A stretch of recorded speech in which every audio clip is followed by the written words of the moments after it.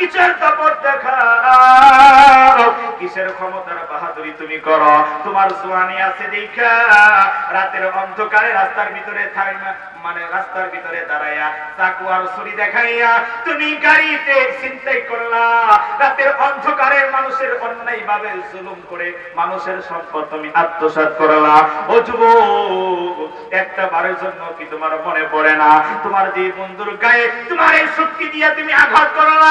তুমি নিরহ মানুষের উপরে তোমার গায়ের শক্তি তুমি চালাইলা, একটা বারের জন্য তুমি ভাবো না যে আল্লাহ তোমার এই শক্তি দিতে, এই আল্লাহ তাআলা ইচ্ছে করলে তোমার 80 বছরও দেওয়া লাগবে না, তোমার 70 বছর বয়স পর্যন্ত সময় দেওয়া লাগবে না।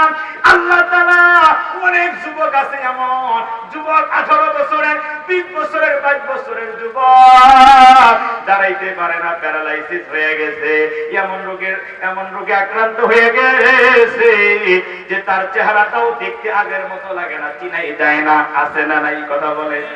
আমি নিজে দেখেছি অনেক মানুষ, জোয়ান মানুষ মানে এমন অসুস্থতা হয়েছে যে অসুস্থতার কারণে মাত্র 6 মাসের ভিতরে এমন কাবু হয়ে গেছে, গাটা এমন হ্যাংলা হয়ে গেছে, শরীরে কোনো মাংস নাই, শুধু হাড্ডি দেখা যায়, দাঁড়াইতেও পারে না, বসতেও পারে না। অন্য মানুষের সাহায্যে বসা লাগে, অন্য মানুষের সাহায্যে হাঁটা লাগে, অন্য মানুষের সাহায্যে গোসল করা লাগে, অন্য মানুষের সাহায্যে এরকম টয়লেট করা লাগে। বন্ধু আমার, এগুলো দেখে কি বোঝা যায় না যে আমার আল্লাহ তাআলা ইচ্ছে করলে আমারও এরকম দুর্বল করায় দিতে পারে?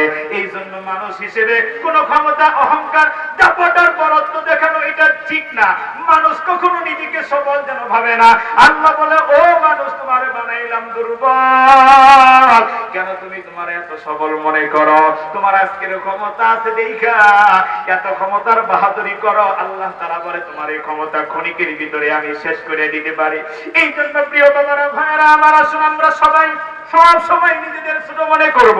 ইনশাআল্লাহ বলেন, নিজেদের ছোট মনে করলে কি পরিষ্কার পাওয়া যায়? বাবারা, ভাইরা, খুব খেয়াল করে শুনেন।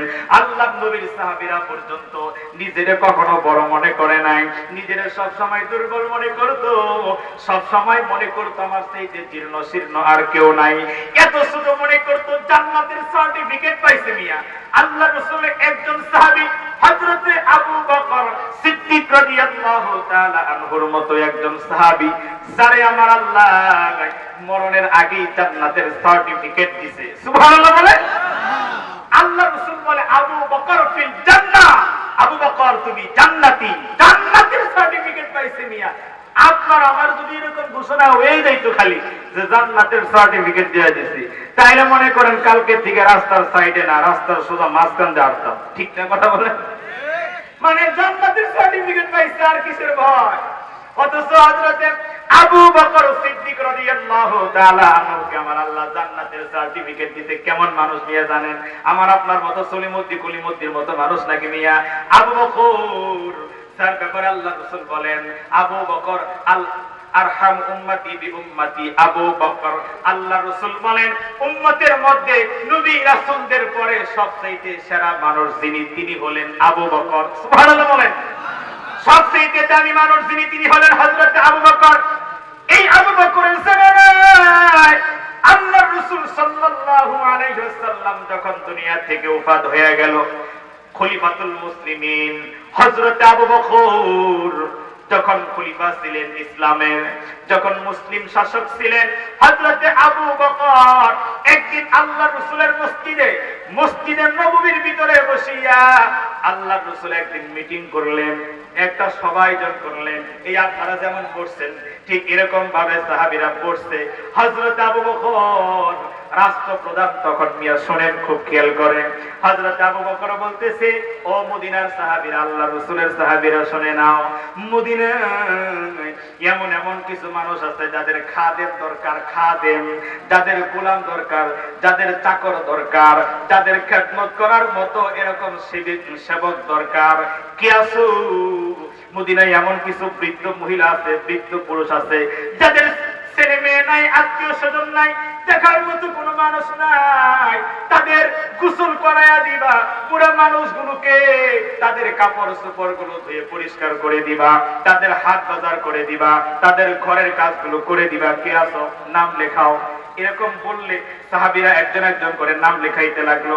নবী বললেন, এমন কিছু মহিলা আছে যাদের স্বামীরা যুদ্ধের ময়দানে শহীদ হয়ে গেছে, শহীদ হয়ে গেছে, ওই মহিলাদের স্বামী নাই, তাদের হাত বাজার করার মতো কোনো মানুষ নাই, বিধবা মহিলাদের খেদমতের জন্য কে আছো নাম লেখাও।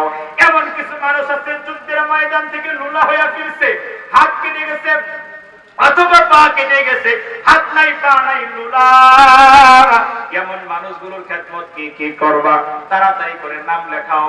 অসুস্থ মানুষের খেদমত কে করবা নাম লেখাও। লুলা মানুষের খেদমত কে করবা নাম লিখাও। বৃদ্ধ মানুষের খেদমত কে করবা তোমরা তাড়াতাড়ি নাম লেখাও। বিধবা মহিলাদের খেদমত কে করবা তোমরা তাড়াতাড়ি নাম লেখাও। সাহাবীরা সবাই নাম লেখালেন, আমি অমুকের খেদমত করব, অমুকের খেদমত করব। এইভাবে নাম লিখতে লিখতে একটা লিস্ট হয়ে গেছে। এই লিস্টটা মসজিদের নববীর ভিতরে একটা জায়গার ভিতরে চারটা লাগায়া রাখা হলো, ঝুলাইয়া রাখা হলো। যখন ঝুলাইয়া রাখছে, সব সাহাবীরা যখন চলে গেছে, এবার আল্লাহর রাসূলের আরেকজন সাহাবী হযরত ওমর ফারুক রাদিয়াল্লাহু তাআলা আনহু, হযরত ওমর ফারুক রাদিয়াল্লাহু তাআলা আনহু মনে করলেন যে যেই লিস্টটা করা হলো, মদিনার এই সমস্ত অসহায় অসুস্থ লোলা পঙ্গু মানুষের, বিধবা মানুষের খেদমতের জন্য খাদেম নিযুক্ত করলো, দেখি তো কোন মানুষের নাম বাদ পড়ছে কিনা, এমন কোন অসুস্থ এমন কোন বৃদ্ধ আছে কিনা যাদের কোনো খাদেম নিযুক্ত করা হয় নাই।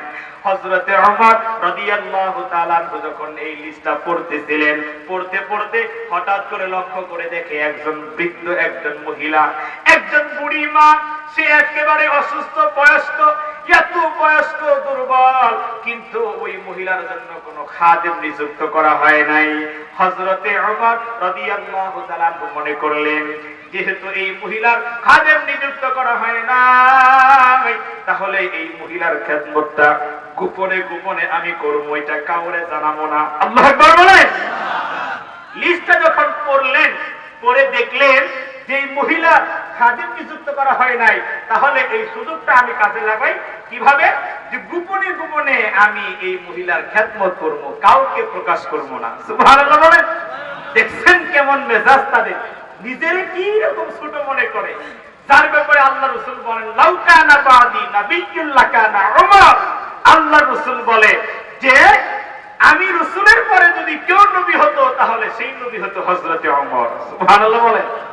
এত বড় মাকামওয়ালা, এত মর্যাদাওয়ালা একজন সাহাবী হযরতে ওমর রাদিয়াল্লাহু তাআলা আনহু মনে করলেন, আমি একা একা এই গোপনে এই খেদমতটা করব। ফজরের নামাজ শেষ করে দেরি করে নাই, বুড়ির ঘরের দরজার মধ্যে গিয়ে নক করলেন। দরজা নক করার পরে ভিতর থেকে বুড়ি বলে, কে? এবার হযরতে ওমর বলেন, আমি ওমর ইবনুল খাত্তাব, খাত্তাবের ছেলে আমি ওমর এসেছি। ও বুড়িমা, দরজাটা খুলে দাও না, আমি তোমার ঘরের কাজগুলো করে দেওয়ার জন্য আসছি। ঘর থেকে বুড়িমা ডাক দিয়ে বলতেছে, দরকার নাই, দরকার নাই। বলে, কেন দরকার নাই? কয়, আরো আগে এসে মদিনার একজন যুবক আমার ঘরের সব কাজগুলো করে গিয়েছে। সুবহানাল্লাহ বলেন। এইবার হযরতে ওমর রাদিয়াল্লাহু তাআলা আনহু চিন্তা করলো, আমি চিন্তা করছিলাম গোপনে কাজটা করব, এ আবার কে? যে আমার চাইতে সুফি সম্রাট। সুবহানাল্লাহ বলেন। যে আমারে না জানাইয়া গোপনে এই কাজটা করে যায়। মদিনায় এমন যুবক কি আছে? টাসকা লেগে গেছে, কে কে এই মানুষটা কে যে আমারে না জানাইয়া গোপনে এই আমলটা করে, আমি তাই দেখতে চাই।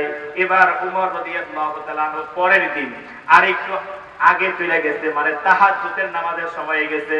তাহাজ্জুদের নামাজের সময় যখন গিয়ে দাঁড়াইছে, দরজার ভিতরে নক করছে। ভিতর থেকে মহিলা বলে, কি? বলে, আমি খাত্তাবের ছেলে হযরতে ওমর চলে আসছি। বুড়িমা, ঘরের দরজাটা খুলে দাও, আমি তোমার খেদমত করব, তোমার কাপড় চোপড় ধোবো, থালা বাসন গুলো তোমার মেজে দেব, তোমার ঘর আমি পরিষ্কার করে দেব।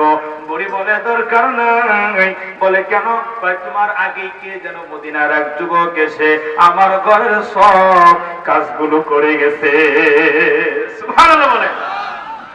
এইভাবে যখন দ্বিতীয় দিনও ফিরে আসলেন, এবার মনে করলেন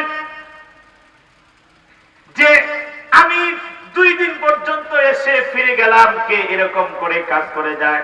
আমি কাজের চিন্তা বাদ দিলাম, আগে দেখবো এই কাজটা কে করে। এই দেখার জন্য হযরতে ওমর রাদিয়াল্লাহু তাআলা আনহু পরের দিন এশারের নামাজ পড়ে আর বাড়িতে যায় নাই। এশার নামাজ শেষ করে বুড়িমার ঘরের দরজায় গিয়া আলাদা ভাবে একটু আড়ালে গিয়া দাঁড়ায়া আছে, লুকায়া আছে, দেখবো কে বুড়িমার ঘরের কাজগুলো করে যায়। কিছুক্ষণ পরে দাঁড়ায় থাকলে লক্ষ্য করে দেখলো কি যে একজন যুবক কে যেন মদিনার পথ থেকে হেঁটে হেঁটে এসে মাথার ভিতরে রুমাল দিয়া এরকম করে মুখটারে আড়াল করে লুকায়া লুকায়া আস্তে আস্তে আস্তে আস্তে মৃদু মৃদু কদমে বুড়ি মায়ের ঘরের সামনে গিয়ে যখন দাঁড়ালো, ঘরের ভিতরে দরজা নক করলে সাথে সাথে ভিতর থেকে দরজা খুলে দেওয়া হলো। হযরত ওমর রাদিয়াল্লাহু তাআলা আনহু বলে, আমি দাঁড়ায় রইলাম দীর্ঘ সময়,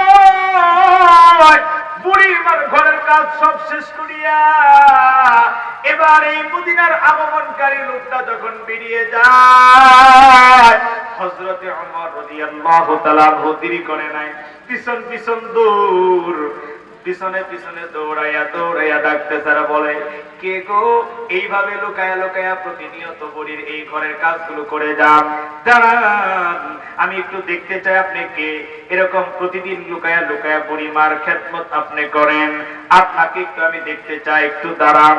এই কথা বললে আগমনকারী দাঁড়ায়া গেছে, সামনে আর হাঁটে নাই। দাঁড়ায় যাওয়ার পরে হযরতে ওমর রাদিয়াল্লাহু তাআলা আনহু সামনে গিয়া দাঁড়ায় গেছে, সামনে দাঁড়ায় বলে, মুখের থেকে কাপড় সরান, কে আপনি প্রতিনিয়ত এরকম করে আমার এই বুড়ি মায়ের ঘরের কাজগুলো আপনি করে যান, আমি দেখতে চাই এমন যুবক মদিনার মধ্যে কে আছে যে এমন একটা কাজ করে, গোপনে গোপনে এমন একটা পছন্দের আল্লাহর গোলামের কাজ করে। এই কথা বললে পরে মুখের থেকে যখন কাপড়টা সরাইছে, হযরতে ওমর রাদিয়াল্লাহু তাআলা আনহু চিৎকার করে ডাক দিয়া বলে, ভাই আবু বকর, আপনি একজন দেশের প্রেসিডেন্ট, আপনি একজন রাষ্ট্রপ্রধান, আপনি একজন দেশের বাদশা হওয়ার পরে গোপনে গোপনে আসিয়া এই বুড়ির ঘরের কাজগুলো করে যান, আপনি এরকম ভাবে লুকায়া লুকায়া আপনি একজন বাদশা হওয়ার পরেও, আপনি একজন প্রেসিডেন্ট হওয়ার পরেও লুকায়া লুকায়া এমন করে কাজ করে, ও ভাই আবু বকর, আপনি লুকায়া লুকায়া বুড়ির ঘরের কাজগুলো করেন, না জানি আপনি আল্লাহর কাছে কত পেয়ারা হয়ে গেছেন।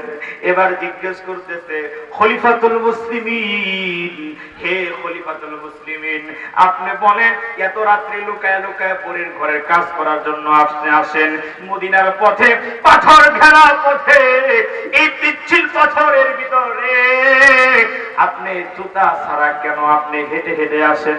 আপনার পায়ের মধ্যে কি ব্যথা লাগে না? আপনার পায়ের মধ্যে কি কোনো যন্ত্রণা হয় না? আপনার কি কষ্ট হয় না?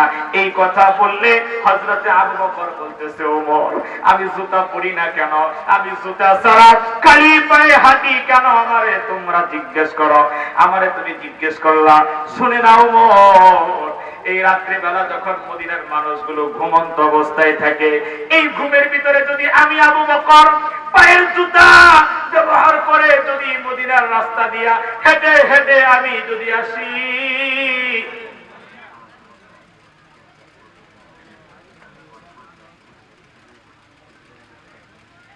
আমাদের প্রধান মেহমান খুব কাছাকাছি চলে আসছে, খুবই কাছাকাছি চলে আসছে, আর আমি বসার আগেই শুনছি নবীনগরের ওদিকে বোধ হয়, তা আমি তো অনেক সময় ধরে বসছি, হয়তো বা খুবই কাছাকাছি চলে আসছে।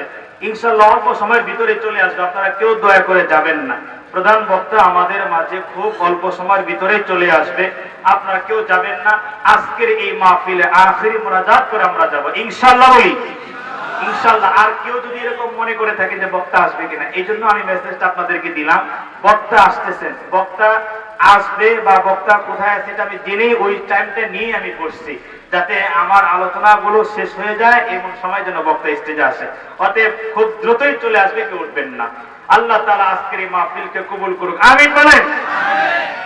তো বন্ধুরা, আমার বলতেছিলাম, হযরতে আবু বকর বলে, ওমর, আমি মদিনার পথে যদি রাত্রে এই রাতের অন্ধকারে মদিনার মানুষগুলো ঘুমায় আছে, এ সময় আমি যদি জুতা পরিধান করে যদি মদিনার পথ দিয়ে যদি আমি এরকম করে হেঁটে হেঁটে যদি আসি, আমার পায়ের জুতার সামানে যদি মদিনার কোন মানুষের ঘুমন্ত মানুষের ঘুম ভেঙে যায়, কিয়ামতের দিন আল্লাহর আদালতে দাঁড়ায় আমি কি জবাব দেব?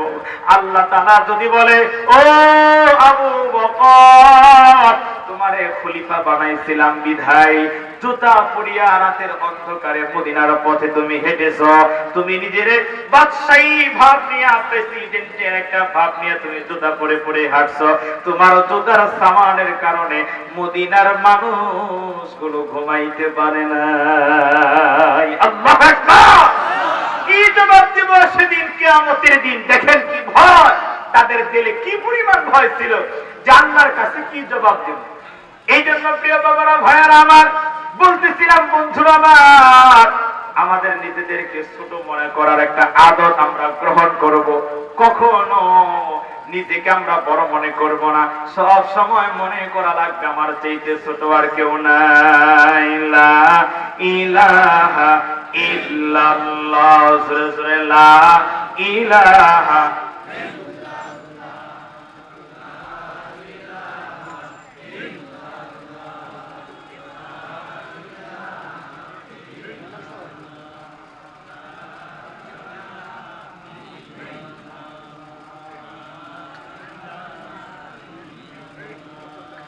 লা ইলাহা ইল্লাল্লাহ, লা ইলাহা লা ইলাহা ইল্লাল্লাহ মুহাম্মাদুর রাসূলুল্লাহ সাল্লাল্লাহু আলাইহি ওয়াসাল্লাম। বন্ধুরা আমার, বলতেছিলাম আল্লাহর গোলাম হওয়ার জন্য যে বৈশিষ্ট্যগুলো দরকার, এটা এক নাম্বার গুণ বললাম। অনেক লম্বা আলোচনা আমি সংক্ষিপ্ত করে দিচ্ছি বাবারা ভাইয়ারা। দুই নাম্বার গুণ হলো, আল্লাহ তাআলা বলে আমি রহমানের গোলাম হবে তারা, ওয়াইদা খাতাবাহুমুল জাহিলুনা ক্বালু সালামা। আল্লাহ তাআলা বলে যাদের সামনে আম মানুষগুলো, মূর্খ মানুষগুলো, সাধারণ মানুষগুলো কথায় কথায় গালি দিবে, খারাপ আচরণ করবে, ওই আম মানুষ আর মূর্খ মানুষের সাথে পাল্টা খারাপ আচরণ করবে না। তাদেরকে গালি দিলে গালি ফিরাইয়া দিবে না, বরং তাদের জন্য শান্তির দোয়া করবে, তাদের দেখলেই আগে সালাম দিয়া দিবে। সুবহানাল্লাহ বলেন। ক্বালু সালামা, যে মানুষটা তারে গালি দেয় সে তারে গালি না দিয়া তারে দেখলে বলে আসসালামু আলাইকুম। সুবহানাল্লাহ বলেন। এটা আল্লাহর রহমানের গোলাম, মানে আল্লাহ বলতেছে আমি রহমানের গোলাম। এটা যে গোলামকে কেউ গালি দিলে সে পাল্টা গালি দেয় না, মারলে সে ফিরা উল্টা মারে না, বরং তার জন্য শান্তির দোয়া করে আমার কাছে। সুবহানাল্লাহ বলেন। এই জন্য আমাদেরকে কেউ যদি গালি দেয় আমরা পাল্টা গালি দেব না, আমরা পাল্টা তার সাথে সুন্দর আচরণ ঘুরাই দিব ইনশাআল্লাহ বলেন। তারে দেখলে সালাম দেব, তার জন্য সুন্দর আচরণ করবেন। আল্লাহ তাআলা বলে এরপরে, ওয়াল্লাযীনা ইয়াবিতুনা লিরাব্বিহিম সুজদান ওয়া কিয়ামা। আল্লাহ বলে আমি রহমানের গোলামের আরেকটা গুণ হবে এমন, আমি রহমানের গোলাম যারা হবে তাদের ঘরের পরিবেশ হবে নামাজের পরিবেশ, তাদের ঘরের পরিবেশ হবে সিজদার পরিবেশ। রাতের সময়গুলো আমি আল্লাহকে খুশি করার জন্য আমি রবের উদ্দেশ্যে দাঁড়ায়া দাঁড়ায়া সময় কাটাবে, সিজদায় অবনত হয়ে সময় কাটাবে। ঘরের পরিবেশ যাদের নামাজের হয়, সিজদার হয়, আল্লাহ বলেন এই ঘরওয়ালা হলো আমি রহমানের গোলাম। সুবহানাল্লাহ বলেন। আল্লাহ ডাক দিয়া বলে এই ঘরওয়ালা হলো আমি রহমানের গোলাম। যেই ঘরের ভিতরে নামাজের পরিবেশ, যেই ঘরের ভিতরে দাঁড়ায়া দাঁড়ায় নামাজের সময় কাটায়, যেই ঘরের ভিতরে তাহাজ্জুদ চলে, যেই ঘরের ভিতরে সিজদায় মানুষ অবনত হয়ে থাকে, আল্লাহ তাআলা বলেন এই ঘরওয়ালা হলো আমি রহমানের গোলাম। এরপরে আমার আল্লাহ তাআলা বলে ওয়াল্লাযীনা ইয়াকুলুনা রাব্বানা ইসরিফ আন্না আযাব জাহান্নাম ইন্না আযাবাহা কানা গরামা। আল্লাহ তাআলা বলেন আমি রহমানের গোলামের এটাও একটা গুণ হবে, তারা সব সময় আমি আল্লাহ তাআলার কাছে আমার জাহান্নাম থেকে, জাহান্নামের আযাব থেকে মুক্তি চাবে। সব সময় তারা দোয়া করবে আল্লাহ ওই জাহান্নামের আগুন সইতে পারবো না। ঠিক কিনা? কিনা বলেন? জাহান্নামের আগুন সহ্য করার ক্ষমতা আমাদের আছে? কথা বলে। জাহান্নামের আগুন কেউ আমরা সইতে পারবো না বাবারা, ভাইয়ার আমার। একটু হৃদয়ের কান্নাঘাত। জানি না আমাদের আখিরাতের কি অবস্থা হবে, জানি না কোন দিন যেন আমাদের মরণ হয়ে যায়, কবরে চলে যাব। যেই কবরে একবার চলে গেলে রিটার্ন আর ফিরে আসা যায় না। কথা বলেন ঠিক কিনা? একদিন আগে অথবা একদিন পরে আমাদের সবাইকে কবরে যাওয়া লাগবে, ঠিক কিনা বলেন? জানি না আজকে এমন হতে পারে আমার আজকের রাতটা আমার জীবনের শেষ রাত, আগামীকালের সূর্য আমার কপালে নাও থাকতে পারে, আর সূর্যের আলোতে